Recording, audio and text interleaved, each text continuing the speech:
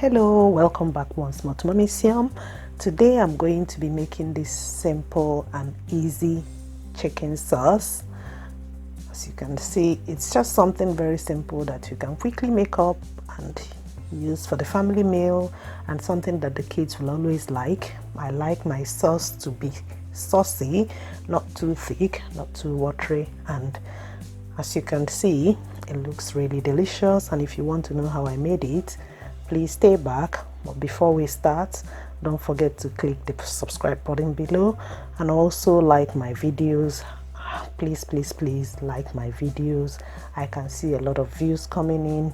Can the likes increase too? I'll really appreciate it. And once you finish watching, please share the video too. Share with your friends so that they can join you to enjoy this channel. Thank you as you do that. So I'm going to be using two main ingredients in this recipe, and that is my chicken breast. Oh dear me, not chicken breast. I am using chicken thighs. I'm not a fan of chicken breast. You can use chicken breast if you like, but for me, cutting out the flesh from the chicken thighs is always the best for me. They are more tasty in the sauce rather than using chicken breast. And also the star recipe that I'm using today is my dry pap powder. So if you are one of those that don't like using flour, or you don't have access to getting corn flour, then the pap powder is a good alternative, which is what we are using today. All my other ingredients will be shown to you in the description box below. So I'm going to start with seasoning the chicken, and I'm going to be using curry powder. Some people will call this chicken curry, but I prefer to call it chicken sauce. I'm adding my ginger powder, my thyme, my garlic powder. You can also use any other spice that you want, but these are the basic ones that I normally use. I like adding paprika, and that's my paprika here. The paprika gives it that reddish color because my kids don't like the yellow curry color, so I always try to make it look a bit more like stew. And then I have my seasoning cube, just one seasoning cube to the chicken, and that is enough. So stir everything all together, just mix it together. And I decided to add some onions to it. Sometimes cooking comes to me, I just cook as the spirit leads, and the spirit just said put the onions now. So I added my onions, and then I'm going to add a little bit of oil just to mix everything and marinate it together.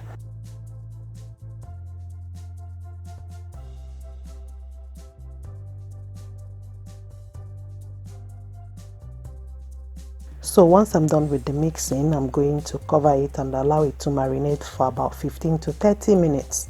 If you don't have time for this process, you can always go straight to cooking your food.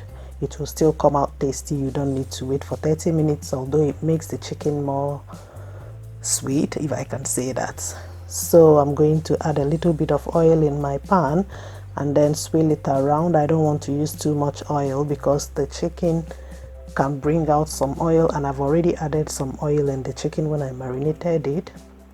The best way to brown your chicken is always to use your non-stick pan or non-stick pots, but I don't know what I was thinking when I picked this pot. But yeah, I just tried to marinate my chicken, put it on low heat and try to brown it, not marinate, sorry. I tried to brown the chicken well as much as I could with the stainless steel pot. I don't know why I didn't change it, but yeah, my food still came out fine. Thank God for that. So I just tried to brown it, as you can see, just a little bit, and then I added my spring onions and then my carrots. I like adding the carrots early because carrots can be quite hard to chew, so it's better to add it early so that it can cook a little bit and soften. So the next thing I'm going to do now is to add water to my chicken. That's the water I'm going to use to cook the chicken and make the sauce. Now the quantity of water you are going to add depends on you. I like my sauce to be just saucy, like I said before, not too watery and not too thick.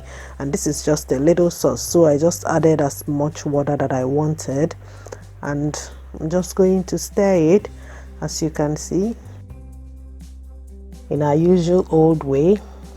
Check for taste, and then add some more salt. If you remember, I didn't add salt in my chicken. I only used the seasoning cube, which already contains salt. So just a little bit of salt here, and then I'm going to allow my chicken to cook in the water.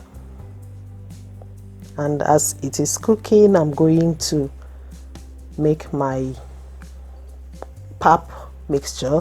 This is what I'm going to use as the thickener. So instead of using corn flour, as I said earlier, or using plain flour, you can use again, instead of using corn flour or plain flour, you can use this pap flour to thicken your sauces. So this is another great way to use your dry pap powder. Dry pap powder is not just for baby food or just to make akamu and drink. This is a good way to use your pap powder, and I have a recipe on how to make it from scratch, so check the description box for everything. My sauce is now ready for the next batch, which is to add my vegetables. I'm adding the green beans and the sweet peppers.